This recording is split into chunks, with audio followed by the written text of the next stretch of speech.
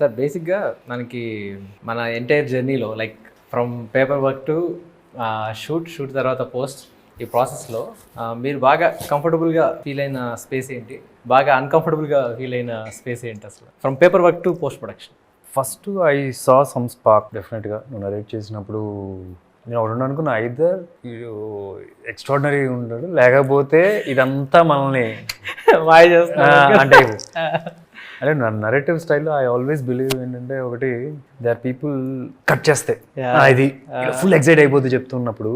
there are two things, either they're very connected to the very connected and ఈ story in లోపల నుంచి వస్తుంది, లేదు అంటే వీడిని ఎలా పట్టేయాలి. సో అలా ఉంటాయి అనమాట కొన్ని నేను ఇన్నే నరేషన్స్లో. So I just felt that స్టార్టింగ్లో. అండ్ దెర్ ఈస్ సమ్, అంటే నేను పర్సనల్గా కూడా చూస్తాను, అంటే వాట్ ఎవర్ ఎవరైనా నేను రైటర్గా రాస్తున్నప్పుడు, ఏ డైరెక్టర్ అయినా సరే సొంతంగా స్క్రిప్ట్ రాసుకున్నప్పుడు ఏమొస్తుంది అంటే, వాళ్ళు స్వతహాగా ఉన్నప్పుడే వస్తుంది. Right, that person should be something interesting. తేడా గిడ అని పక్కన గుడ్ బ్యాడ్ అన్ని పక్కన పెడితే దే షుడ్ బి సంథింగ్. విన్నప్పుడు దెర్ ఈస్ సంథింగ్, నువ్వు టకటక మాట్లాడేస్తావు, అది యాంగ్జైటీయా అది అనుకోవచ్చు. కాకపోతే there something is not like ఇప్పుడు మనం 10 మందిని చూసామంటే, ఓకే 10 మందిలో ఈ ఇతనిలో ఏదో ఉంది, అది గుడ్డా బ్యాడో తెలియదు, దట్ ఈస్ దేర్, అదైతే కనిపించింది నాకు. సో రైటర్గా రాసేటప్పుడు కూడా అలాంటి వాళ్ళు అలాంటి కొద్దిగా రెగ్యులర్గా కనిపించే క్యారెక్టర్ కాకుండా రాస్తారన్న ఒక ఫీలింగ్ అయితే వచ్చింది. Every director whatever whoever I work, Indraganti garu చూసారంటే, ఇంద్రగంటి గారికి భాష మీద పట్టు ఉంటుంది చూడు, that I can see in the writing. The way handles some films also, or కొద్దిగా మాట్లాడుతున్నప్పుడు ఆయన క్యారెక్టర్స్ కూడా సంథింగ్ లేదా. ఇప్పుడు సమ్మోహన్ నేను చేసిన క్యారెక్టర్ కానీ ఇప్పుడు నువ్వు చూస్తే ఇలా ఉంటారా అని జస్ట్ అలా అనిపిస్తుంది. So I could see something like that initially. And the first and foremost, దాని తర్వాత ఫస్ట్ షెడ్యూల్ అయినప్పుడు ఐ వాజ్ లైక్ రిలాక్స్. ఈ was like we're up to something అన్న ఫీల్ అయితే వచ్చింది. దానికన్నా బిఫోర్ కాన్సెప్ట్ ఒకటి చేసాం, టైటిల్ రివీలింగ్ కాన్సెప్ట్ దానిలో. అండ్ నువ్వు స్కెచెస్ వేయించి తీసుకొని వచ్చినప్పుడు, then the music from his side వచ్చినప్పుడు కాన్ఫిడెన్స్ వచ్చింది. అంటే ఐ ఆల్వేస్ బిలీవ్ ఒకటి బీట్, అంటే my theory of working is talent ఎంతైనా ఉన్నాయి, person who is doing effort ఎక్కువ పెట్టేటప్పుడు దే విల్ వాళ్ళు ఎక్కువ గెలిచేస్తారు అన్న ఫీలింగ్. టాలెంట్ ఎంతైనా ఉండొచ్చు, but end of the day నువ్వు చేయాల్సిన హార్డ్ వర్క్ చేస్తూ ఉండాలి. నాకు ఆ ఫీల్ వచ్చేది బయట నుంచి, because you always come on man ఆ టైప్లో ఉండేవాడు, ఇంగ్లీష్ అన్నపోయినా సరే. బట్ అది పైకి చూపించకుండా, that is something of interesting అనిపించింది ఈ సైడ్ నుంచి. సో బాగా అర్థం చేసుకో మా హీరో గారు. నేను కొంచెం తేడా అని చెప్పారు యాక్చువల్లీ. అది నో, స్వతహాగా తేడా అని కాదు, ఇంట్రెస్టింగ్ ఏదో ఒక ఇంట్రెస్ట్ ఉండాలి ఇన్ రియల్లో నాకు కనిపించే ఆ డైరెక్టర్. అప్పుడు ఆ రాసే కథలు కూడా అలాగే ఉంటాయి. బట్ యాక్చువల్లీ మీరు వెరీ స్మార్ట్, మీరు నటిస్తే పెట్టేస్తారు కదా. యాక్చువల్లీ నేను అదే అబ్జర్వ్ చేస్తున్నాను. ఈ జర్నీ మీ ముందు ఎవరు యాక్ట్ చేయకూడదు, లైక్ అంటే మీ ముందు ఏదో ఇంప్రెస్ చేయడానికో, లేకపోతే మీరు ఒరిజినల్గా ఉంటే ఆడు గ్రే అయినా ఆడు బ్లాక్ అయినా మీరు okay as a person. And ఏదో మిమ్మల్ని ఇంప్రెస్ చేయడానికి చేస్తే మాత్రం పట్టేస్తారు. అది నేను అబ్జర్వ్ చేశాను చాలా సార్లు. నేను ఫస్ట్ అండ్ ఫార్మోస్ట్ యూనిట్స్ అంటే నాకు ఎవరైనా సరే వచ్చి ఇది ఆ పలానా సినిమాలో ఉంటుంది సార్ అన్నప్పుడు ఇంక అయిపోయింది. నాకేంటంటే పలానా సినిమాలో ఉంటుందంటే ఆల్రెడీ ఆ పలానా సినిమా ఉంది కదా, ఇంకా నువ్వు అన్న ఫీలింగ్ వస్తుంది. సో లక్కీలీ ఇంత కథం అని చెప్పి you never set those words. You're not comparing yourself. In case you set this like a Pushpa or in case you set some other film అంటే అక్కడే ఇంటెన్షన్ గా కూడా అది లేదు కాబట్టి చెప్పలేదు. సో చైతు బేసిక్గా నేను కథ చెప్పిన తర్వాత ఆల్మోస్ట్ 4 months ఏమో ప్రీ ప్రొడక్షన్ చేసుకున్నాను. నేను ఎప్పుడు డిస్టర్బ్ చేయలేదు. నేను మధ్యలో ఒక ఆల్మోస్ట్ ప్రీ ప్రొడక్షన్ డన్ అనుకున్న టైంకి ఒక యానిమేషన్ స్కెచ్ తీసుకొచ్చి ఇది మన టైటిల్ రివీలింగ్ వీడియో చాలా చేస్తున్నామంటే ఇట్ సంథింగ్ అది ఫ్యాంటాస్టిక్గా ఉంది. అసలు అందరికి పిచ్చిగా నచ్చింది. ఆ తర్వాత సినిమా చూసావు కదా లలి. సో ఈ సినిమా చూసిన తర్వాత నేను కథ ఏం చెప్పాము, నేను అదే చూసావా, లేకపోతే చాలా మార్పులు చూసావా, లేకపోతే ఇదే ఇమాజిన్ చేసుకున్నావు? అది ఇన్ఫాక్ట్ విజువల్ పర్స్పెక్టివ్ ఇమాజినేషన్ అయితే నేను అలా చేయలేదు. బట్ స్టిల్ విజువల్ పర్స్పెక్టివ్ చూసాక కథని దానిలో నేను చూసుకున్నప్పుడే ఎగ్జైట్ అయితే అయ్యా. ఎగ్జైట్ అవడంతో పాటు ఏదైతే థీమ్ మనం క్రాక్ చేసామో ఫస్ట్ గ్లిమ్స్ మోషన్ పోస్చర్కి, దాన్ని ఇన్కాపరేట్ చేయడానికి అయితే ఛాలెంజెస్ చాలా ఫేస్ చేశాను. డిఫరెంట్ కైండ్ ఆఫ్ వకాండా వైబ్ తీసుకురావడం, ఆ టాకింగ్ డ్రమ్స్ అన్ని యూజ్ చేయడం, ఆ క్రేజ్ బాగా పెంచాలి. ఇంకా ఒక ట్రాక్ విన్నారంటే విజువల్గా అంత సైక్ వైబ్లో ఉండాలి, అన్న డ్రివెన్ ఎంటిటీని నేను ట్రాన్స్లేట్ చేయడానికి ఛాలెంజింగ్ అని తీసుకున్నా. చాలా కనెక్ట్ అయింది. ఇది యాక్చువల్గా ఇక్కడ ఒకటి చెప్పాలి సార్, మేము పేపర్ మీద షూట్ స్టార్ట్ అయ్యే ముందు మీ బర్త్డేకి అది రిలీజ్ చేసాం లాస్ట్ ఇయర్ బర్త్డేకి. గ్లిమ్స్ ఫస్ట్ ట్రిగర్ అన్నాం దాన్ని మనం. ఫస్ట్ ట్రిగర్ దాని సింగిల్ షాట్ లో ప్లాన్ చేస్తున్నప్పుడు యాక్చువల్గా తను స్క్రిప్ట్ పంపించిన తర్వాత కంపోజ్ చేసాడు సార్. మనం షూట్ చేయలేదు యాక్చువల్గా. ఆ థీమ్ ఊవే స్టార్ట్ అయింది. ఇంకా అది షూట్ చేస్తున్నప్పుడు పిచ్చిగా అరిచేస్తుంది, ఎందుకంటే ఆ టైం మనకి చాలా తక్కువ ఉండే. ఆ టైంలో నాకు నిజం చెప్పాలంటే టీజర్ కన్నా ఎక్కువ ఫోన్ కాల్స్ అప్పుడు వచ్చేసారు ఫస్ట్ ట్రిగర్ రిలీజ్ అయినప్పుడు. ఏంటి ఇంత పెద్ద స్పేస్లో చేస్తున్నారు అంటే, అందులో అది ఏ స్పేస్ చూపించారో నాకు నిజంగా, మనం చాలా చిన్నగా ప్లాన్ చేసాం అది, బట్ బయట నుంచి చాలా మంచి ఫీడ్బ్యాక్ వచ్చింది దాని తర్వాత. So coming to first song అయిపోయిన తర్వాత మీ ఫీలింగ్ ఏంటి సార్? ఫస్ట్ సాంగ్ నేను మీకు పంపించాను, హరోం హరా సాంగ్. మీ ఫీలింగ్ ఏంటి అసలు అప్పుడు? ఫస్ట్ ఎలా విన్నారు? ఐ వాజ్ లైక్, అంటే దే వెరీ ఫ్యూ సాంగ్స్ ఇన్స్టెంట్గా I'm just trying to recollect ఫస్ట్నే ఏ టైంలో విన్నానని గుర్తు తెచ్చుకున్నాను. But overall right now I'm overwhelmed with the response కానీ ద ఫీల్ ఆఫ్ ఇట్. అంటే నాకు మోర్ దెన్ ద సాంగ్ చాలా వినడానికి వేరే రకరకాల సాంగ్లు బాగుంటాయి. అంటే I can see it's in sync with the film. అంటే నువ్వు ఒక అథెంటిసిటీ తీసుకొచ్చావు డైలాగ్స్లో కానీ, మనం దేవుడు కొద్దిగా రిఫరెన్సెస్ ఉంటాయి. అట్లాంటి ఫెస్టివల్స్ ఏమైనా చేసావు, there is a very good sync. అంటే ఫర్ మీ ఫస్ట్ ఇదే కదా సాంగ్ వచ్చింది. అవునా? అంటే I can see the visuals, వేరే వరల్డ్ కనిపిస్తుంది. Your dialogues is I can see the Harom Hara world. Even the music I can see the Harom Hara world. Everything are complimenting, everybody are in one sync అనిపించింది. So basically songs బాగున్నాయి, but basically what I liked is everybody and then I got more confidence on the final output of the film. యాక్చువల్గా నాకు ఇంకోటి ఏంటంటే sir, మీకు అనిపించలేదా సినిమాలో ఏది సపరేట్ సాంగ్లో లేదే, అన్ని సినిమా కథలోనే వెళ్తున్నాయి. ఈ కైండ్ ఆఫ్ మేకింగ్లో కమర్షియల్ సినిమాలు చాలా తక్కువ ఉంటాయి. కమర్షియల్ సినిమాలో అంటే ఒక సాంగ్ కట్ చేస్తే ఒక పాట వెళ్తుంది. ఈ సినిమాలో అది మిస్ అయింది అని ఎప్పుడు మీరు క్వశ్చన్ కూడా చేయలేదు, ఎందుకు సార్? అసలు నాకు అనిపించింది ఆ సాంగ్ ఉంటే సినిమా పాడైపోద్ది. అంటే కొన్ని సినిమాలు అట్లా ఉన్నిచ్చేది, దానిలో ఏలు పెట్టి గబ్బు చేయకూడదు. అంటే this is not, we're not trying to satisfy everybody's ego here. Not your ego, not the audience ego, not నా హీరో అని కాదు, not that producer. End of the day we didn't try to satisfy anybody. We try to do justice to the story. So that's in way good thing. కానీ ఈ cinema చేస్తున్నప్పుడు sir నాకు ఒకటి అనిపించింది ఏంటంటే, అందరు మంచి టెక్నీషియన్స్ వచ్చారు, సినిమా షూట్ చేస్తున్నాం, సడన్గా రెడీ యాక్షన్ చేస్తున్నాం, ఎప్పుడు యాక్షన్ మొదలవుతుంది అనుకున్నప్పుడు, సో బిగ్గెస్ట్ యాక్షన్ సీక్వెన్స్ మనకు తెలుస్తుంది. ఆ సీక్వెన్స్లో శక్తి శరణ నుంచి ఇంగ్లీషు పెద్దగా రాదు, సార్కి తమిళ్ రాదు, మేమందరం ఒక రూమ్లో కూర్చొని డిస్కసింగ్ అనమాట. So what's your feedback sir? అప్పుడు ఏంటి అసలు నేను చూసి ఏమనుకున్నారు? ఇప్పుడు నేను ఎలా కమ్యూనికేట్ చేయాలి, ఆయన ఏం చెప్తాడు, ఏమనుకున్నారు? ఆ స్పేస్ ఏంటి అసలు? అంటే ఏదో మనకు తెలియని లాంగ్వేజ్లో యాక్టింగ్ చేస్తున్న ఫీలింగ్ వచ్చింది నాకేదే. నో బట్ స్టిల్ ఎక్సైట్మెంట్ అయితే కనిపిస్తుంది కదా. ఎక్సైట్మెంట్ అయితే I think is a super fine శక్తి సదన్. I'm telling you, he'll do with big films. What a fine. అంటే నువ్వు నాకు 2-3 రిఫరెన్సెస్ తీసుకొచ్చావు, ఈ ఫైట్ మాస్టర్, ఆ fight master, finally we all sat together for him. He is an extraordinary find అనిపిస్తుంది. Sir ఇప్పుడు మీ క్వశ్చన్ తెచ్చుకోండి, ఆయన పేరు ఏంటి? శక్తి శర్వణన్, అగైన్ సుబ్రహ్మణ్య స్వామి పేరు. మనం అడగలేదు అది.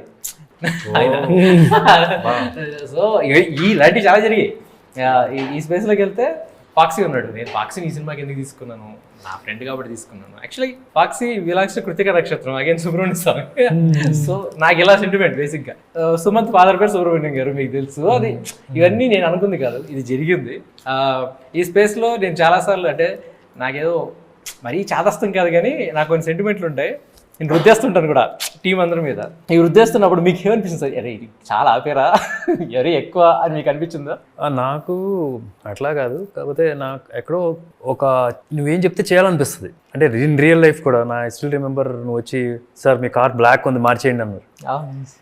నాకు ఎక్కడో ఏంటంటే నాట్ అబౌట్ డైరెక్షన్ క్వాలిటీస్ అని సినిమాకి పక్కన పెడితే I feel you have that knowledge on ఇవన్నీ కూడా, ఈ పూజలు వీజులు అన్ని దేవుడి గురించి, న్యూమరాలజీ ఇవన్నీ కూడా.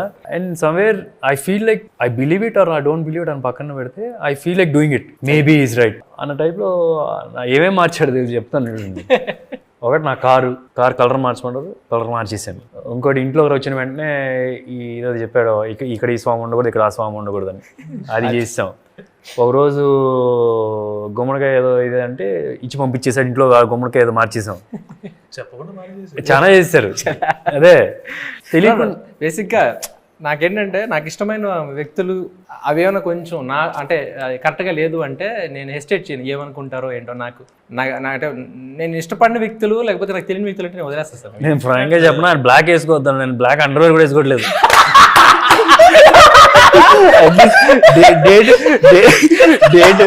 డేట్ అనౌన్స్ అయిన దగ్గర బ్లాక్ సార్ యాక్చువల్గా అది చేంజ్ తీసుకొస్తుంది పక్క.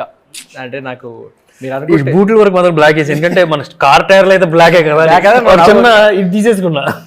ఓకే అవి పర్లేదు సార్. అంటే కాకపోతే ఇప్పుడు చూడండి, ఆ కార్ మార్చిన తర్వాత కూడా లిటరల్ గా ఏంటంటే మన యాక్షన్ సీక్వెన్స్ అన్ని ఆ కార్ కలర్ మార్చిన తర్వాత జరిగాయి, అన్నీ అనుకున్నట్టు జరిగాయి లిటరల్ గా. ఇక్కడ కాంప్రమైజ్ కూడా అవ్వలేదు లిటరల్ గా. బ్యాట్మ్యాన్ లోగో ఉన్న ఓన్లీ వైట్ కార్ నాకు తెలిసి ప్రపంచంలో సుధీర్ గారు.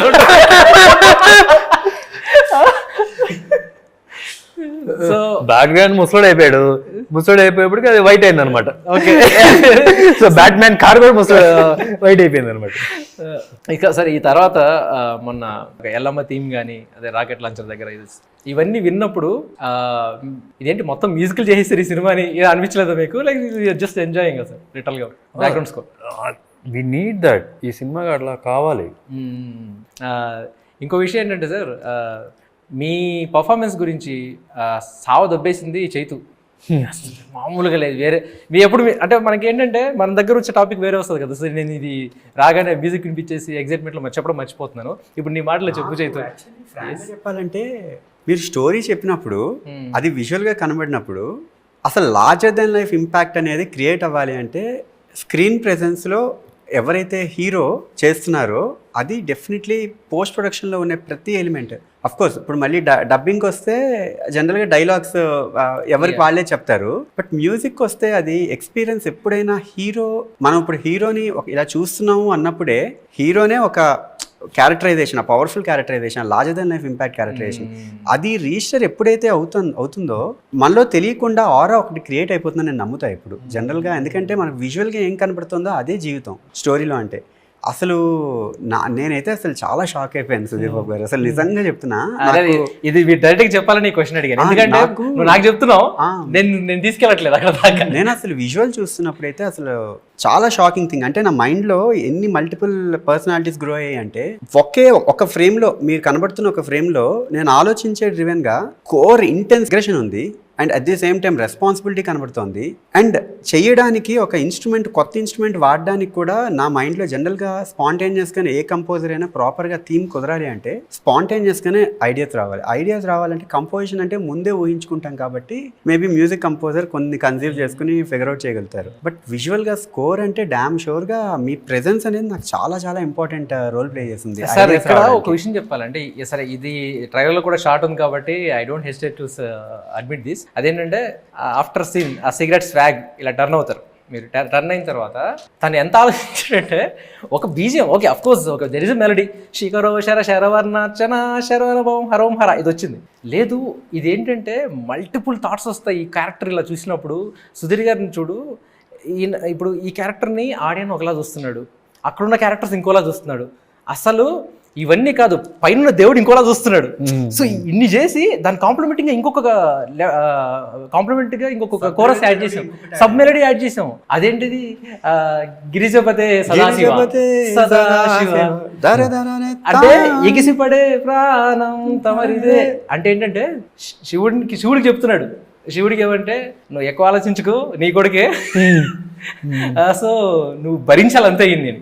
అంటే ఆయనలో ఉన్న విద్వాంసాన్ని అన్నీ ఒకే సిచ్యువేషన్లో చూపించడం అనేది సార్ మ్యూజికల్గా చెప్తున్నాను కదా, ఇవన్నిటికీ ఇంత ఆలోచించాడు తను, దానికి కారణం మీ పర్ఫార్మెన్స్ అని చెప్పాడు. ఇది అది మీకు బయటకు జనాలకు తెలియాలని చెప్పి నేను ఈ క్వశ్చన్ అడిగాను లిటరల్గా.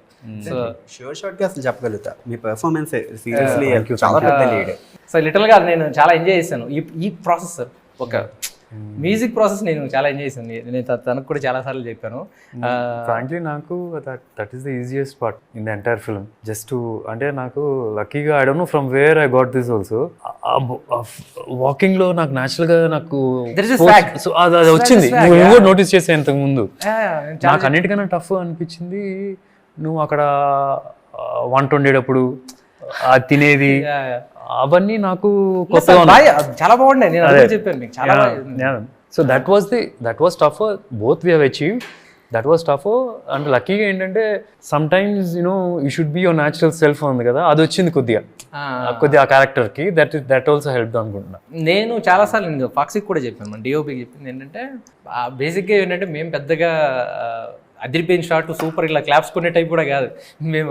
ఓకే నెక్స్ట్ అలా మాట్లాడుకుంటాం. ఆ తర్వాత గ్యాప్లో ఏం పఫ్ స్క్రీన్ ప్రెజెన్స్ రా ఇది అసలు.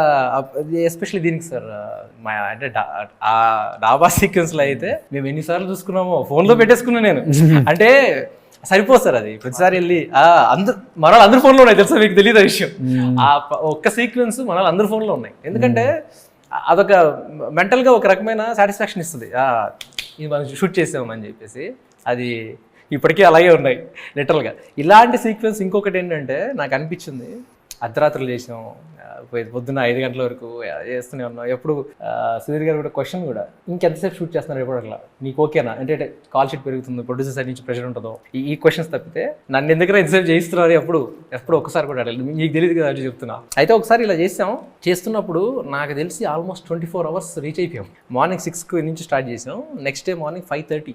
సేమ్ ఎనర్జీ అందరం. అంటే ఇప్పుడు మేము అలా ఉన్నాము అంటే దానికి రీజన్ ఏంటంటే హీరో సైడ్ నుంచి సేమ్ ఎనర్జీ. అలిసిపోలేదు మేము, ఇంకా తనకు కూడా తెలుసు ఎవరు అలిసిపోలేదు. లిటరల్గా మీకు గుర్తుంటే సార్ ఆ రోజు సన్ రైజ్ చూసి ప్యాకప్ చెప్పాము మనం. Sunrise to sunrise అది బేసిక్గా ఆ రోజు ఆ స్కెడ్యూల్ కదా. నాకు తెలిసి జెన్యూన్ గా మూవీ ఎక్స్పీరియన్స్, ఆ వర్క్ ఫ్లో ఎక్స్పీరియన్స్ ని ఎంజాయ్ చేస్తే అసలు మనకు స్ట్రెయిన్ తెలియదు. మేబీ అదే జరిగింది. అదే రీజన్ అదే జరిగింది నాకు. అంటే ప్రాసెస్ లో ఇవాల్వ్ అవుతున్నప్పుడు మన మైండ్ ఇవాల్వ్ అవుతున్నప్పుడు కష్టం తెలియదు. ఇష్టమైన మా డిస్కషన్స్ చేస్తున్నప్పుడు ఎక్కువసేపు మాట్లాడుతూ ఉంటారు. స్ట్రెయిన్ తెలియదు, ఆకలి వేస్తున్న టైం తెలియదు. నేను అది నమ్ముతాను. మ్యూజిక్ స్కోర్ యాక్చువల్లీ ఫ్రాంక్గా చెప్పాలంటే ఆ సీన్ ఏదైతే ఉందో శిఖర్ సర్వర్నాచన, ఆ సీన్ దగ్గర చేసిన థీము మన ఇంటర్వెల్ బ్యాంగ్లో వచ్చే సీక్వెన్స్. యాక్చువల్లీ ఆ సీన్ పెట్టుకొని నేను ఆల్మోస్ట్ లైక్ 4-5 థీమ్స్ అందులో మన మూవీలో ప్రాపర్గా క్రాక్ అయినవి. అసలు ఆ స్వాగ్ గానే ఎక్స్ట్రాడినరీగా నాకు అసలు ఇన్స్పిరేషన్ నిజంగా. శిఖరో శిర శరవనాచన శరవణ పవం హరం హర అదొకటి. అండ్ తందరధరం దరధార ధిర ధిర ధిరధరధం దరధార ధర ధిర అది ఇన్ఫాక్ట్ మెలడీ చెప్పిన పాడలేరు, మాకే గుర్తురావు పదాలు, అవి చాలా కష్టంగా ఉంటాయి అసలు. ఇన్ఫాక్ట్ ఇంకొక చాలా పాజిటివ్ థింగ్ మనకి లక్ ఏం జరిగిందంటే కొలాబరేటివ్ అప్రోచ్ లో హర్ష అని అతను లిరిక్ రైటర్, అసలు అవుట్ స్టాండింగ్ టాలెంట్.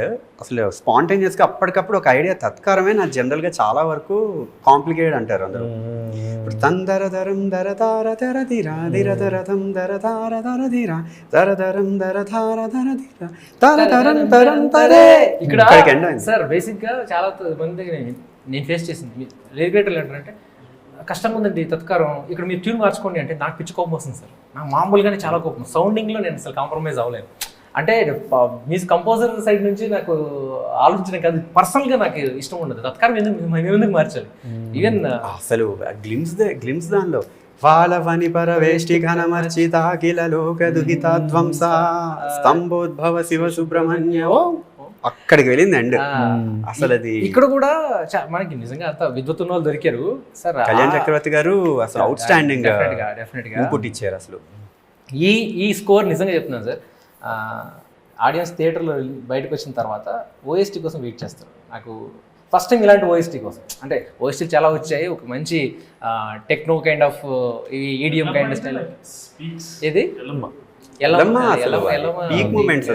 పీక్ యాక్చువల్గా ఎల్లమ్మ అందులో నాట్ స్వాగ్, అది నాట్ స్వాగ్ ఆ పర్ఫార్మెన్స్ ఇచ్చింది సార్. లిటరల్గా అది ఎక్కడి నుంచి వచ్చింది అని తను చెప్తున్నాడు. ముందు నుంచి క్రాక్ చేశాడు.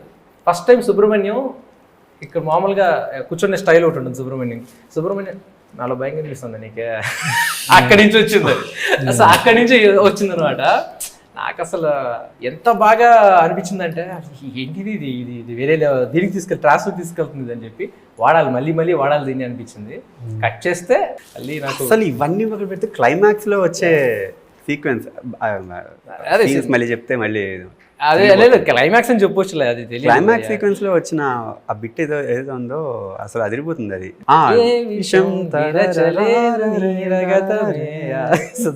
సారీ ఏదో మనం ఇంట్లో మాట్లాడేసుకున్నాం. Sorry, let's finish the interview. Sorry. Okay, ఇంకా అడగడానికి ఏం లేదు. నాకు తెలిసి ఈ జూన్ 2024లో June 14th వచ్చే మన సినిమా సమ్మర్లోనే ద బెస్ట్ ఫిల్మ్గా బయటకు వెళ్తుందని నా నమ్మకం. నా నమ్మకానికి నాకున్న అండ ఏంటంటే నా సుబ్రహ్మణ్య స్వామి కూడా బాగా ఆశీర్వదించి ఈ డేట్ తీసుకొచ్చాడని. ఎందుకంటే మనం తెలిసి పోస్ట్ పోన్ చేయలేదు, జూన్ మంత్ సార్కి లక్కీ అని మనం అనుకుని పోస్ట్ పోన్ చేయలేదు, జరిగింది. అది జరగడంలోనే నాకు తెలిసి సెంటిమెంట్గా వర్కౌట్ అవుతుందని నా ఫీలింగ్. ఇంకోటి ఏంటంటే జూన్లోనే మనం బ్యూటిఫుల్ షెడ్యూల్ చేసాం లాస్ట్ ఇయర్. సో ఈ జూన్లో బ్యూటిఫుల్ విక్టరీ వస్తుందని నా ఫీలింగ్. సో అడ్వాన్స్ కంగ్రాచులేషన్స్ మన టీమ్కి. సో చాలా కాన్ఫిడెంట్గా చెప్తున్నా. So thank you everyone, thanks for the support. Love you sir, love you darling. Thanks. Vetrivel మురుగన్కి అరోమరా.